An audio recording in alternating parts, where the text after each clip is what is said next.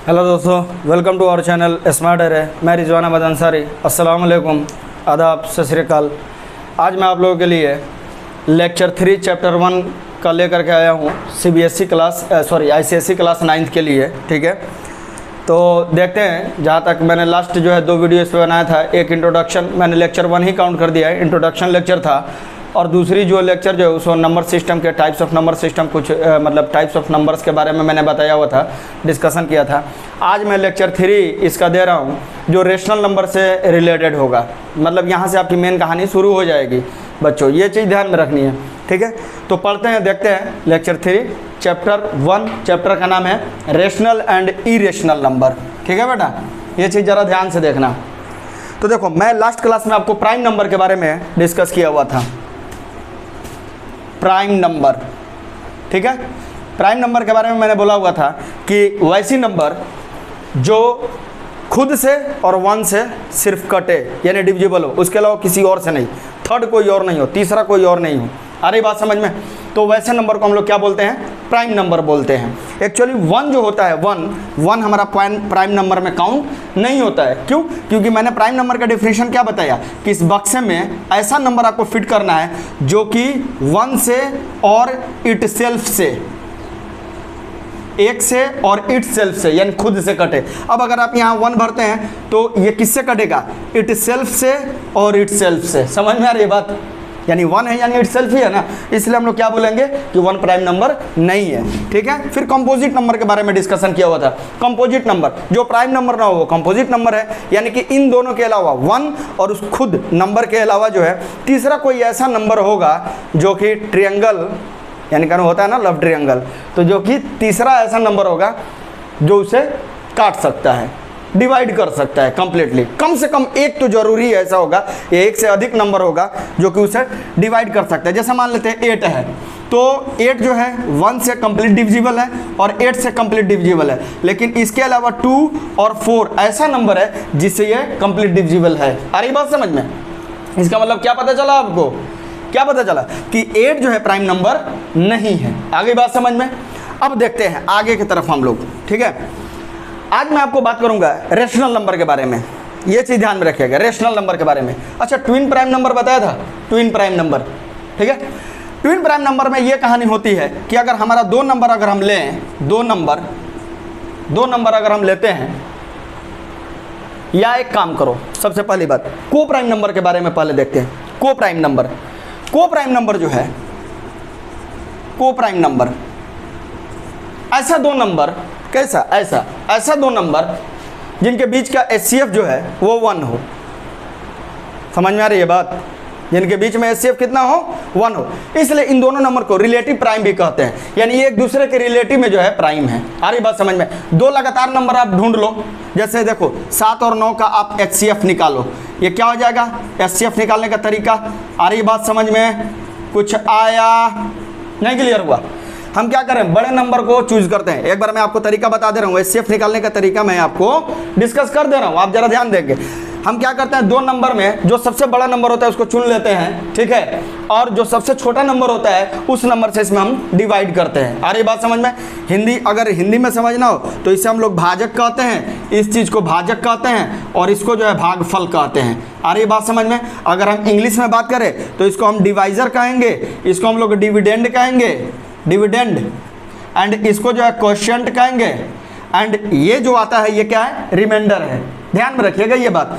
तो हम क्या करते हैं, छोटी नंबर से बड़ी नंबर में मतलब क्या करते हैं, भाग लगाते हैं। तो ये कितना मरतबे जाएगा? 1 टाइम। 7 1 जा 7, हमारा कितना बचेगा? रिमाइंडर 2 होगा। जो रिमाइंडर आता है ना, हम फिर क्या करते हैं, इससे जो है यहाँ जो डिवाइजर बना हुआ था, अब वो यहाँ डिविडेंड का काम करेगा।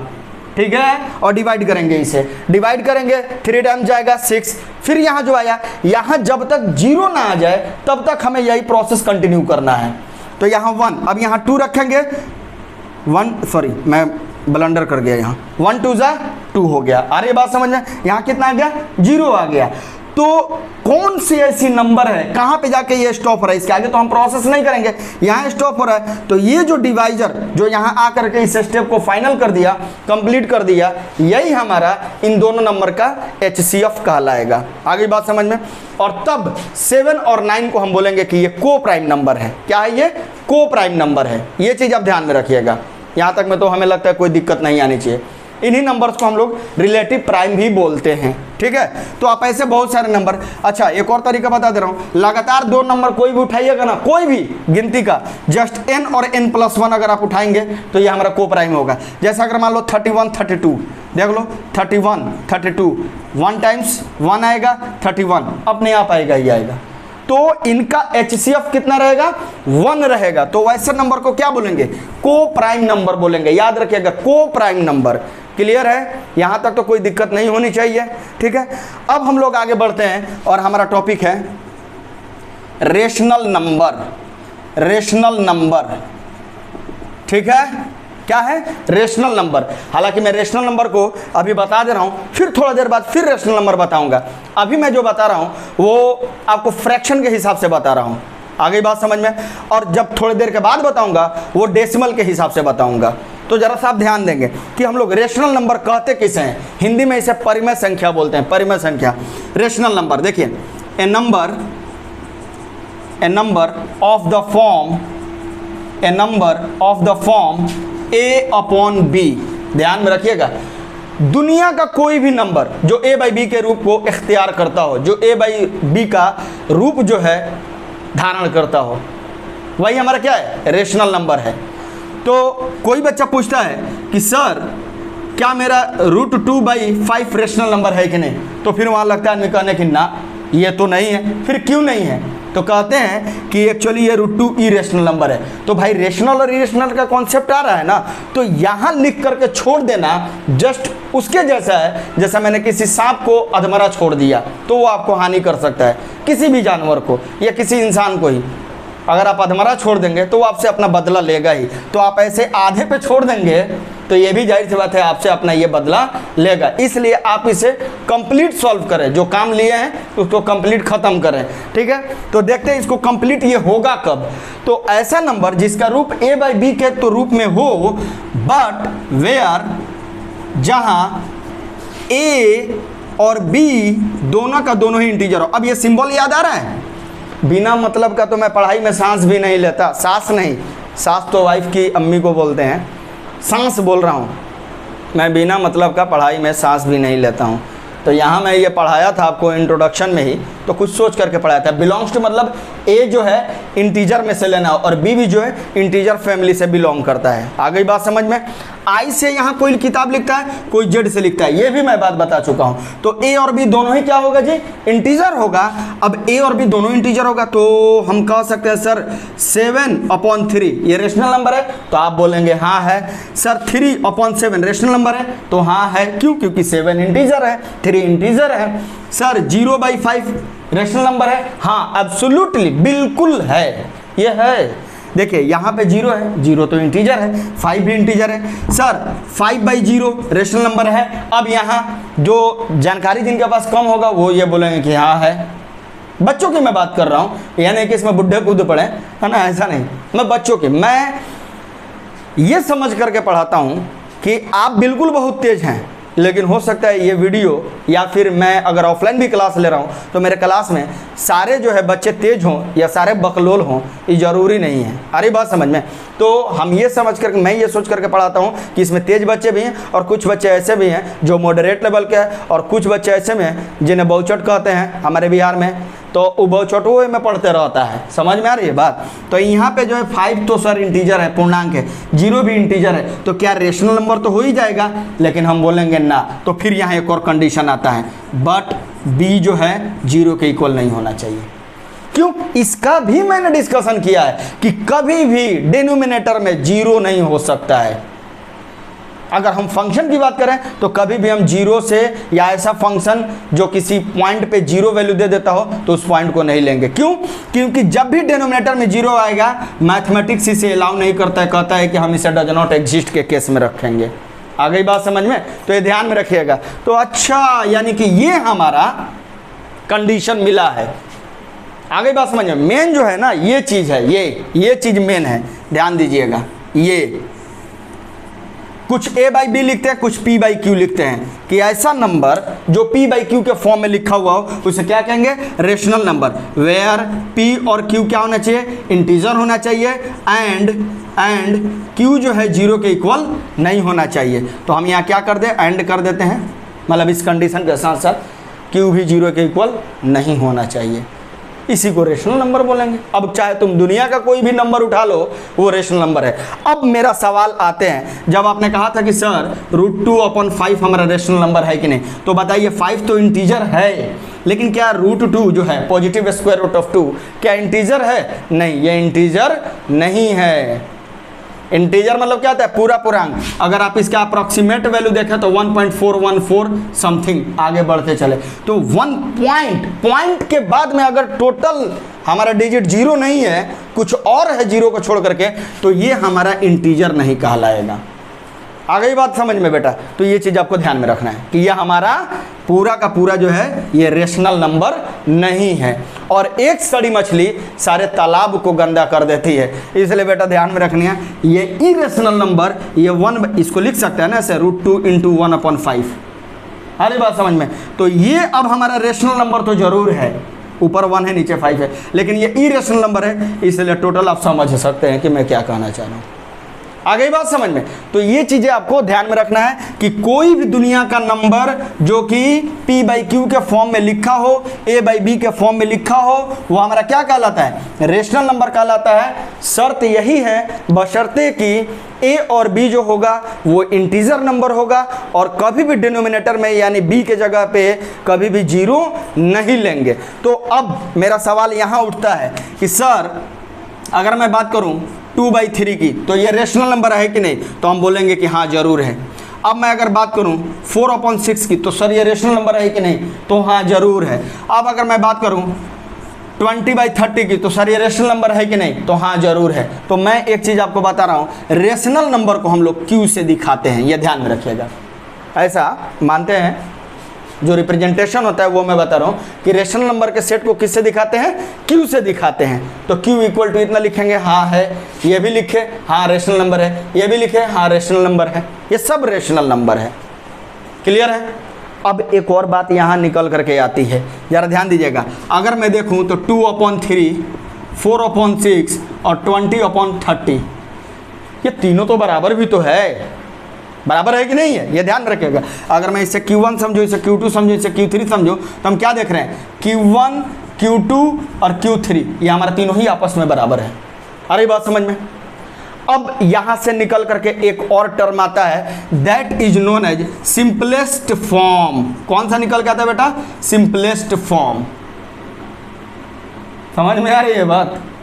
अब सिंपलेस्ट फॉर्म में कौन है, तो सिर्फ ये कहलाएगा सिंपलेस्ट फॉर्म में, बाकी ये दोनों सिंपलेस्ट फॉर्म में नहीं है। सिंपलेस्ट फॉर्म कहने के अलावा कोई ऑथर जो है यानी कोई राइटर या कोई फैकल्टी इसको ऐसे भी लिख देते हैं, लोएस्ट टर्म भी लिख देते हैं।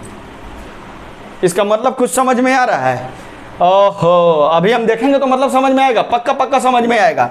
मेरे कहने का, मेरे दिल का, मेरे फेफड़े का दर्द आप समझ गए कि यहाँ पे 20/30 है, इसका मतलब कि सर ये कैंसिल आउट हो जाएगा, 10 से कैंसिल हो जाएगा, 10 2 जा 20, 10 3 जा 30। आ गई बात समझ में? सर ये भी कैंसिल आउट होगा, 2 2 जा 4, 2 3 जा 6, लेकिन ये कैंसिल आउट नहीं होगा, और अगर होगा तो सिर्फ 1 से होगा। किससे होगा?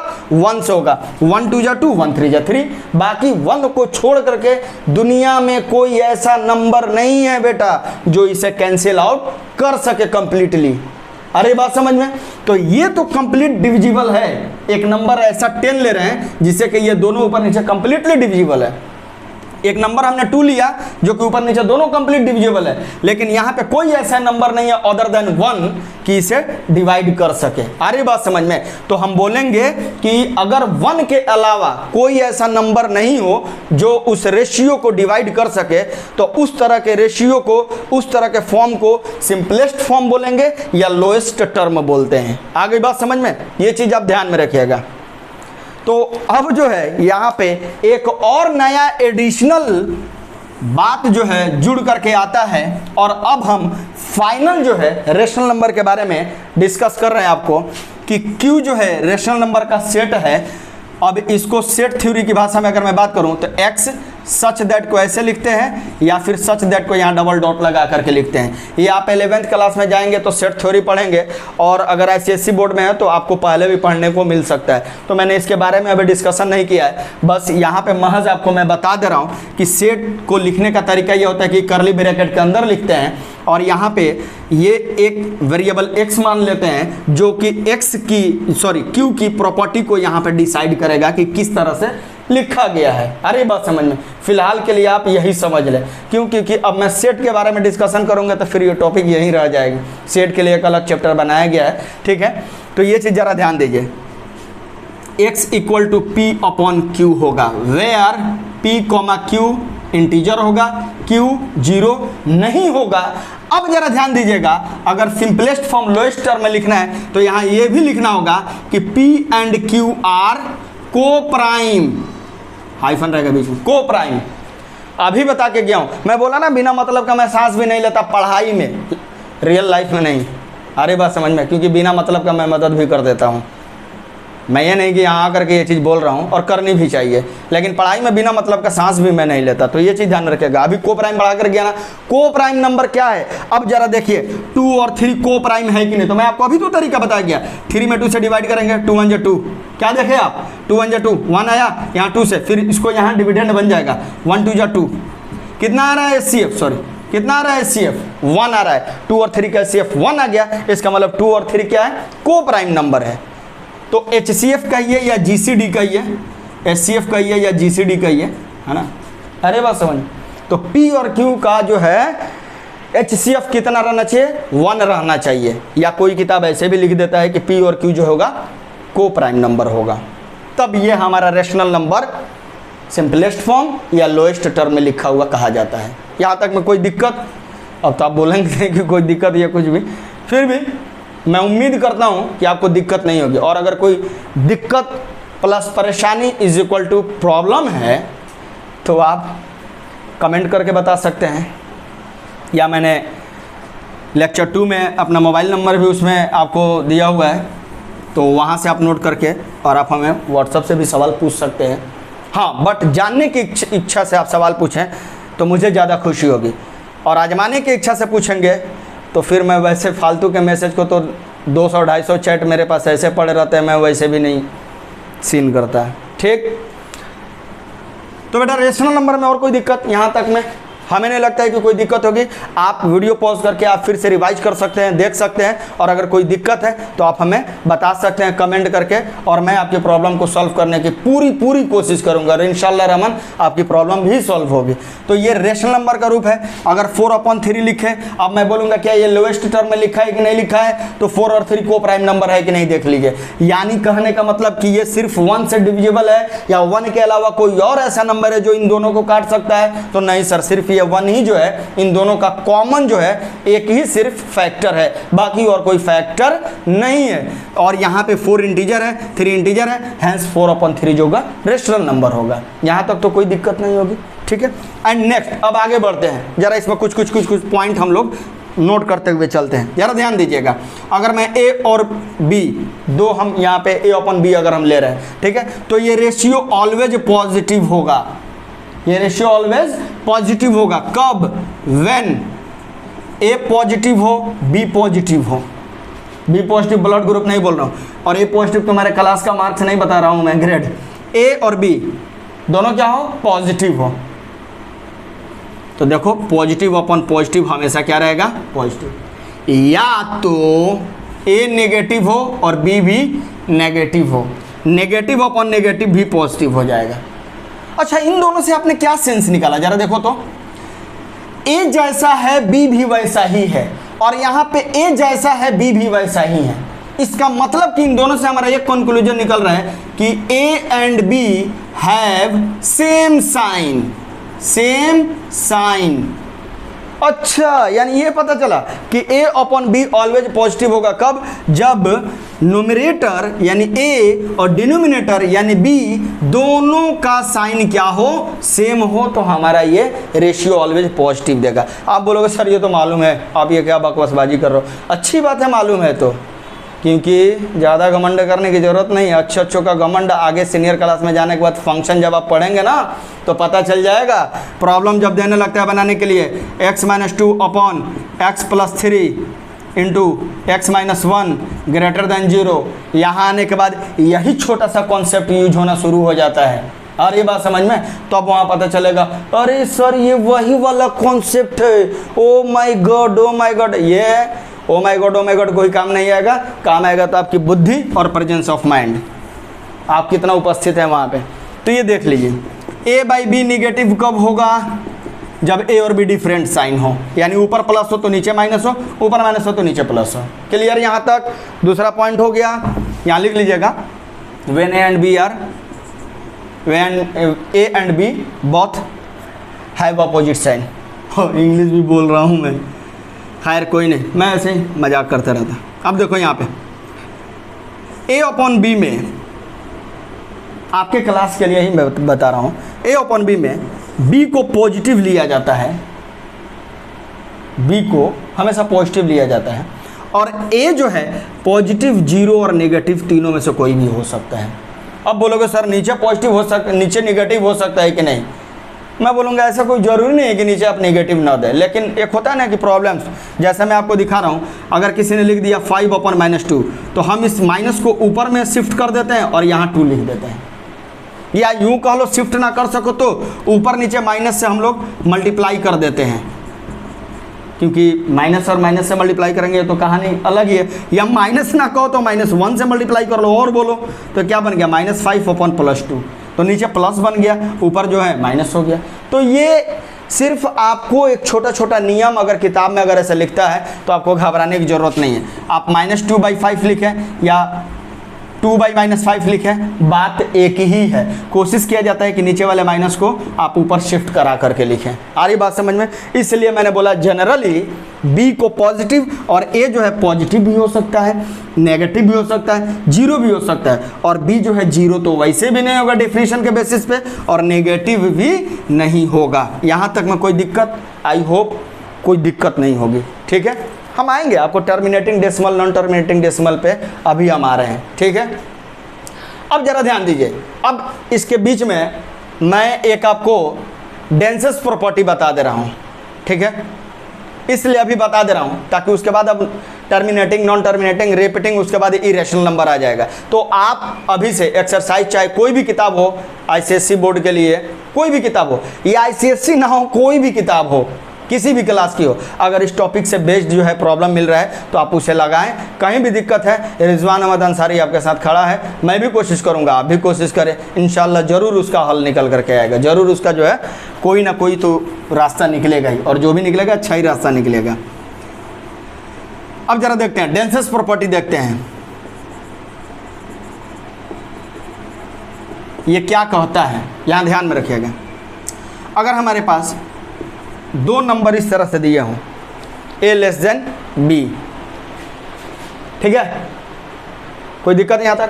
अब जरा ये चीज़ ध्यान में देखिए, ध्यान से समझिएगा। अगर हमें a और b के बीच में 2 या 3 या 4 या 5 या 1 अगर हमें नंबर निकालना हो, कोई रेशनल नंबर, तो कैसे निकालेंगे? यहीं से आपका जो है मेन सवाल पूछना शुरू कर देता है। जैसे हमने नंबर ले लिया 2 और 5, 2 नंबर ले लिया, आगे बात समझ में। अब 2 और 5 के बीच में हमें एक रेशनल नंबर लेनी है, बताइए क्या होगा? तो आप तो खुद सोच सकते हैं। अच्छा, मैं एक चीज़ भूल गया आपको बताना, अभी बता दे रहा हूँ। आप नंबर्स को इस लाइन पे रिप्रेजेंट करेंगे तो जिस लाइन पे रियल नंबर को रिप्रेजेंट करते हैं उसे रियल नंबर कहते हैं, रियल नंबर लाइन, ठीक है। और इधर प्लस इन्फिनिट होता है, इधर माइनस इन्फिनिट होता है और उधर प्लस इन्फिनिट होता है, यानी ये इनडेफिनेटली इधर की तरफ चला जाएगा और वो भी इनडेफिनेटली आगे की तरफ चला जाएगा, ठीक है। जरूरी नहीं है कि आप इधर ही माइनस ले, आप उधर भी माइनस ले सकते हैं, इधर प्लस ले सकते हैं। किसी के बाप की बपौती नहीं है जो यहाँ आप माइनस ले और यहाँ प्लस ले, और कोई बच्चा यहाँ प्लस ले यहाँ माइनस ले लो तो गलत हो जाएगा, ये कहना जरूरी नहीं है बेटा। बात समझिए अब मैं क्या कर रहा हूँ। यहाँ कॉन्सेप्ट ये नहीं होता है कि लेफ्ट ही माइनस हम लेंगे, ऐसा कॉन्सेप्ट नहीं होता है बेटा। कॉन्सेप्ट यहाँ ये होता है कि अगर एक साइड अगर हमने नेगेटिव लिया तो अपोजिट साइड उसके पॉजिटिव लेना है। अगर हमने इधर पॉजिटिव लिया तो उधर नेगेटिव लेंगे, अगर उधर पॉजिटिव लिया तो इधर नेगेटिव लेंगे। कुछ लोग क्या करते हैं, कहते हैं इधर माइनस उधर प्लस। सर अगर इधर प्लस हो गया तो क्या होगा, गड़बड़ होगा। अबे घोंचू, गड़बड़ नहीं होगा, कॉन्सेप्ट बच्चे को समझाओ। अब उसके साथ ये भी समझाओ कि बच्चा क्यों ना ले इधर प्लस और इधर क्यों ना ले माइनस, ये भी समझा दो, ज़्यादा बेहतर होगा। आ रही बात समझ में? जरा ध्यान दीजिएगा। ये क्या लिखा है आप बताइए। अब मैं थोड़ा सा इस टॉपिक से हट करके 2 मिनट आपका समय है, आप समझ लो आपका वेस्ट हो रहा है तो वेस्ट ही से। ये क्या लिखा है आपके दिमाग में, जेहन में तुरंत इसको रीड करेगा, जेहन इसको तुरंत रीड करेगा। सर ये 2 लिखा है, ये क्या लिखा है, सर 9 लिखा है। अगर मैं बोलूँ कि ये क्या लिखा है तो 3, मैं बोलूँ नहीं ये 5 है, आप बोलोगे क्या पागल वाली बात करते हो सर, है ना। मैं अगर बोलूँ ये 10 लिखा है, बोलोगे वाह आग लगा दी सर आपने, आग लगा दिया एकदम बिल्कुल, ये 10 है सर। ये मैं लिख दूँ ये 42 है, आप मानोगे? मानोगे आप? नहीं मानोगे। लेकिन सोचो जब नंबर्स का इजाद हुआ, जब डिजिट, सॉरी नंबर बोल रहा हूँ, जब डिजिट का इजाद हुआ, अंकों का जब इजाद हुआ, जब उसकी खोज की गई, तो उस टाइम में एक सिंबल जो है रिप्रेजेंटेशन के लिए यूज किया गया। तो 1 के लिए ऐसा रिप्रेजेंट कराया गया, 2 के लिए ऐसा यूज किया गया। सोचो अगर वहीं उसी टाइम में अगर हमें 4 को अगर ऐसे रिप्रेजेंट कराया जाता, 4 को, और 2 को ऐसे रिप्रेजेंट कराया जाता, तो आज आप इसे क्या कहते, 4 कहते, और इसे क्या कहते, 2 कहते। बोलते या नहीं बोलते? आप कहते जरूर, ये तो बात है, क्योंकि आपके बाप दादा परदादा सरदादा लकड़दादा बकड़दादा तक उसके पीछे चले जाइए तो कई 100 साल पहले जो है इन सब चीज़ों की इजाद हुई है। तो जब भी अगर किसी चीज़ की इजाद होती है तो उससे हमारा रिलेटेड जो है एक सिंबल, है ना, एक कोई भी नाम जो है दिया जाता है, उसका एक स्पेसिफिकेशन दिया जाता है। आ रही बात समझ में? तो 2 की जब बारी आई तो हमने कहा कि सर हम लोग जो भी मैथमेटिशियन इसके इजाद किए उन्होंने ये 2 को ऐसे लिखा हुआ, ऐसे लिखा। अरे 2 नंबर सिस्टम ही है यार, 2 ही नंबर में हम लोग चलते हैं। एक रोमन नंबर होता है और जो ये तुम पढ़ रहे हो ना ये सब नंबर, ये अरेबिक हिंदू न्यूमेरल्स है, ये ध्यान में रखना है, ये अरेबिक हिंदू न्यूमेरल्स है।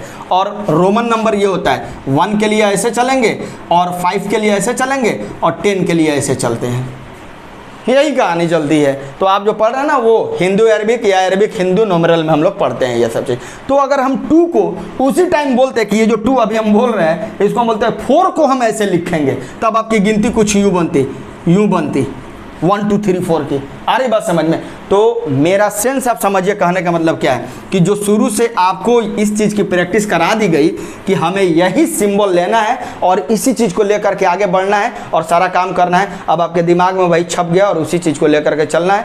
मैं भी उसी चीज़ को लेकर के चलता हूँ, ठीक है। तो ये चीज़ें फिक्स्ड है और यहाँ पे जो है, यहाँ पे हमारा एजम्पशन होता है कि हम लेफ्ट चलेंगे तो माइनस लें और राइट चलेंगे तो प्लस लें, ताकि सारा कोऑर्डिनेट सिस्टम वगैरह या और कुछ भी सब कुछ बैलेंस्ड रहे, है ना, या उस हिसाब से हमारा मतलब सुविधा हो, बस इसलिए और कुछ नहीं। वरना जब आप फिजिक्स पढ़ते हैं तो मोशन अंडर ग्रेविटी पढ़ें, न्यूटन्स लॉज ऑफ मोशन के प्रॉब्लम्स को बनाएं अगर आप, मुझे जहाँ तक मालूम है, क्योंकि 4 साल मैंने भी फिजिक्स पढ़ाया है पहले, 4 साल नहीं सॉरी 3 साल 7 महीना या 3.5 साल मैंने पढ़ाया है फिजिक्स।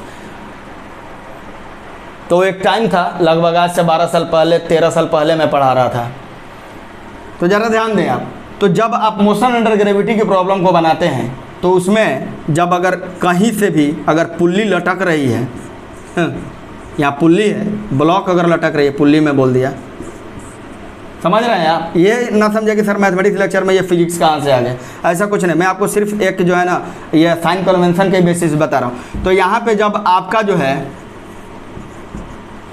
नीचे वेट जो है इसका mg और ऊपर जो है जो ये स्ट्रिंग में रस्सी में जो तनाव होता है टेंशन, ये जो आप लेते हैं और जब इसका मोशन इक्वेशन अगर आप लिखते हैं, अगर एक्सेलरेट करके नीचे आ रहा है या फिर अगर इधर की तरफ हम इसको खींच रहे हैं तो ये एक्सेलरेट करके ऊपर जा रहा है, और जब न्यूटन का सेकंड अगर हम लॉ लिखते हैं यहाँ पे उससे रिलेटेड, तो आप देखिए क्या आप कहते हैं, वहाँ साइन कन्वेंशन फिजिक्स में क्या पढ़ा दिया जाता है, क्या बताया जाता है कि किसी भी एक तरफ को पॉजिटिव मान लो बेटा, किसी भी एक तरफ को पॉजिटिव मान लो। नीचे वाले को पॉजिटिव मानोगे ना तो ऊपर को नेगेटिव मानना है, और नीचे वाले को अगर नेगेटिव मानेगा ना तो ऊपर को पॉजिटिव मानना है। तो कुछ लोग इसका इक्वेशन ऐसे लिखेंगे, अगर बाय द वे ध्यान दीजिएगा, अगर एक्सेलरेशन नहीं है तो ऐसे, और कुछ लोग इसका इक्वेशन ऐसे लिखेंगे, बोलो सही कि गलत? उन्होंने, जिन्होंने नीचे को प्लस माना है वो mg, और फिर जब t लिखना होता है तो उसको माइनस में लेकर चलते हैं, यानी नीचे प्लस माने हैं तो ऊपर वाले को माइनस, और अगर कुछ लोग नीचे वाले को माइनस मानते हैं तो ऊपर वाले को प्लस मानते हैं, तो देखो t माइनस mg। अब आप यहाँ चिल्लाने लगो, जैसे बच्चे पैदा होते हैं और उस टाइम चिल्लाने लगते हैं कि सर हम तो पढ़े हैं कि यहाँ पॉजिटिव होता है और ये नेगेटिव होता है, तो हम ऊपर क्यों नेगेटिव माने? अरे बात समझ में, इसलिए कहा जाता है इसको साइन कन्वेंशन। कन्वेंशन, ये कन्वेंशन लिखा क्यों है? यहाँ फालतू के लिए बैठा है आपको, मतलब हमने एक कन्वेंशन आपको बता दिया कि इधर प्लस लें, इधर माइनस लें, इधर प्लस लें, इधर माइनस लें, और इसी के आधार पे आप पढ़ाई करें ताकि एक फिक्स जो है आपके दिमाग में बैठ जाए और उसी को सारी दुनिया अमल करे तो ज़्यादा बेहतर है। ठीक है, तो इसलिए मैं आपको बताया कि इन्हीं सब डिस्कशन के बेसिस पे मैं आपको कह रहा हूँ कि लेफ्ट साइड प्लस लेते हैं और राइट साइड में माइनस लेते हैं। आगे बात समझ में बेटा, ये चीज़ ताकि हमारा ज़्यादा सूटेबल रहे। हमारे नंबर सिस्टम जो इस तरीके से तैयार किए गए हैं, इख्तियार मतलब जो हुआ है वो इन्हीं को रेफरेंस मान करके तैयार किया गया है कि लेफ्ट जो है, ओरिजिन से लेफ्ट जो है हमारा माइनस चलेगा और ओरिजिन से राइट जो है हमारा पॉजिटिव में चलेगा। इसी को लेकर के तैयार किया गया है। इसलिए हम लोग ऐसा ही लिखते हैं, इधर माइनस और इधर प्लस की श्रेणी बना करके, सीरीज बना करके लिखते हैं, समझे? तो यहाँ देखिए, यहाँ -1, -2, -3, 1, 2, 3, 4, 5। अच्छा बताइए, 2 और 5 के बीच में एक रेशनल नंबर लेना था। अरे भाई 2 और 5 के बीच में 3 है, 4 है, 2 रेशनल नंबर तो ऐसे दिख रहे हैं। अब कोई बच्चा पूछेगा सर ये तो 2 इंटीजर है, 3 इंटीजर है, तो हाँ, हर एक इंटीजर रेशनल नंबर हो सकता है और होगा ही, हो सकता है नहीं होगा। जैसे मैंने 2 लिखा, 3 लिखा, 4 लिखा, क्या सबके अपॉन में 1 छिपा है कि नहीं छिपा है? हाँ 1 छिपा है। ये इंटीजर है, ये इंटीजर है, integer integer integer integer integer by integer except 0, denominator में 0 नहीं होना चाहिए, यानी कि any integer upon non zero integer is known as rational number. आ गई बात समझ में? तो ये सब रेशनल नंबर है, सारा नेचुरल नंबर रेशनल नंबर है, सारा होल नंबर रेशनल नंबर है, सारा इंटीजर रेशनल नंबर है, ये ध्यान में रख लीजिएगा। लेकिन सारा रेशनल नंबर इंटीजर हो जाए जरूरी नहीं है, सारा रेशनल नंबर होल नंबर हो जाए जरूरी नहीं है, सारा रेशनल नंबर नेचुरल नंबर हो जाए जरूरी नहीं है। तो यहाँ मे और मे नॉट भी हो सकता है, यानी आप चलना सीखिए। सभी नेचुरल नंबर रेशनल नंबर होंगे, मस्ट बी, होंगे ही। सारे होल नंबर रेशनल नंबर होंगे, मस्ट बी। सारे इंटीजर रेशनल नंबर होंगे, मस्ट बी। अब इसके उल्टा चलिए जरा, सारे रेशनल नंबर नेचुरल नंबर होंगे, मे बी या मे नॉट बी, मे और मे नॉट बी, मे और मे नॉट बी। सारे रेशनल नंबर होल नंबर जरूरी नहीं। जैसे हमने ले लिया 7/2, क्या ये रेशनल नंबर है कि नहीं? तो हाँ है। अब बताइए, क्या ये नेचुरल नंबर है? नहीं। क्या ये होल नंबर है? नहीं। क्या ये इंटीजर है? नहीं। लेकिन अगर मैं 5 ले लूँ, क्या ये नेचुरल नंबर है? हाँ है। क्या ये हमारा होल नंबर है? हाँ है। क्या ये इंटीजर है? हाँ है। क्या ये रेशनल नंबर है? हाँ है, क्योंकि 5/1 लिख सकते हैं। समझ में आ रही है बात? आप वीडियो पॉज करके आप इन सब कॉन्सेप्ट को बगल में छोटा छोटा करके आप चाहें तो लिख सकते हैं इन सब चीज़ों को। तो हर 2 इंटीजर के बीच में इनफाइनाइट नंबर्स आपको मिलेंगे, हर 2 इंटीजर के बीच में इनफाइनाइट नंबर्स आपको मिलेंगे। रेशनल नंबर, इरेशनल नंबर हर 2 इंटीजर के बीच में मिलेगा। ये चीज़ आप ध्यान में रखिए। तो यहाँ 2 और 5 के बीच में अगर कह दे आपको कि 4 रेशनल नंबर लेना है तो आप कैसे लेंगे, तो उसी से रिलेटेड मैं आपको ये बात बता रहा हूँ, जरा ध्यान में रखिएगा इन सब चीज़ों को। देखिए, जब अगर पहला रेशनल नंबर लेना हो ना इन 2 नंबर के बीच में, तो इन दोनों को जोड़ करके 2 से डिवाइड कर दीजिए। यानी कि 2 क्या है? 5 से छोटा है ना जी, 2 5 से छोटा है। तो इन दोनों को जरा ऐड कीजिए तो 2 + 5, और कितने डिजिट्स हैं? 1 और 1 2, तो 2 से डिवाइड कर दीजिए। तो देखिए ये नंबर जो है कभी भी 2 से बड़ा और 5 से छोटा होगा। करके देखिए, 5 2 7, 7/2 यानी 3.5, 3.5 2 से ज़्यादा है, 5 से कम है।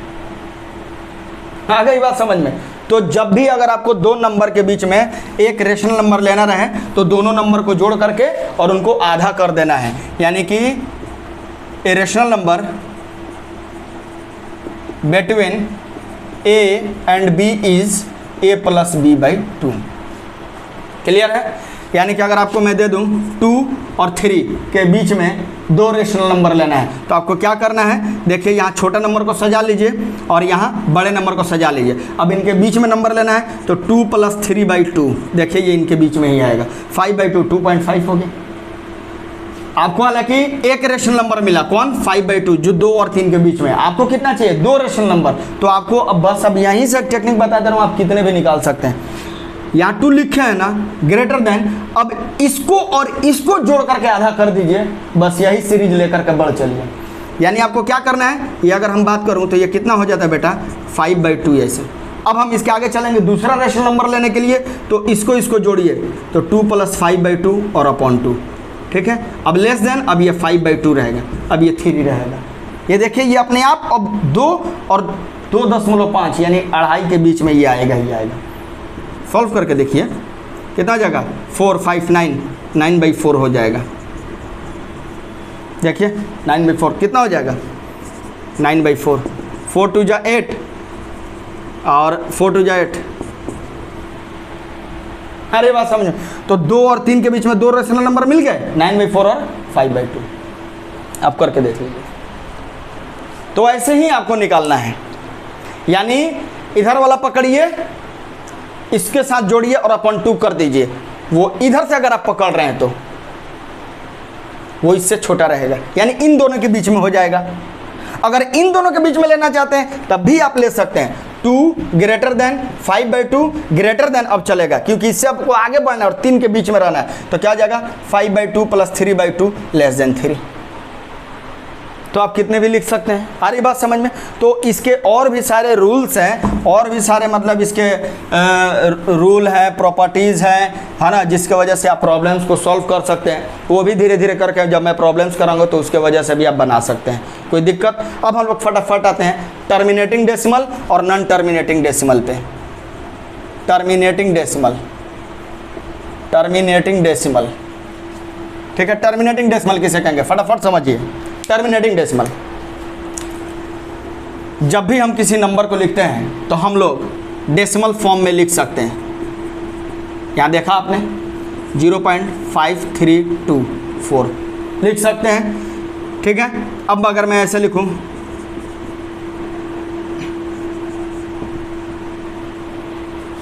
या ऐसे कर लो,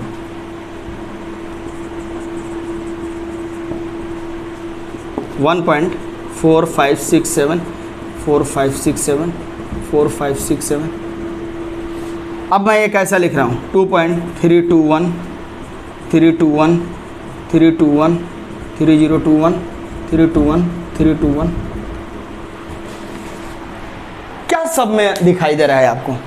यहाँ आप देखें, नोटिस कीजिए, डेसिमल पॉइंट के बाद में ये जो आपको डिजिट दिखाई दे रहा है 235, इसके बाद क्या डैश लगा है? क्या डैश इसके बाद नहीं लगा है। इसका मतलब हुआ ये कि डेसिमल पॉइंट के बाद में कितना डिजिट है वो हम काउंट कर सकते हैं। तो अगर डेसिमल पॉइंट के बाद में टोटल कितना डिजिट है अगर ये आप काउंट कर सकते हैं, बता सकते हैं, then that type of decimal is known as terminating decimal. That's all.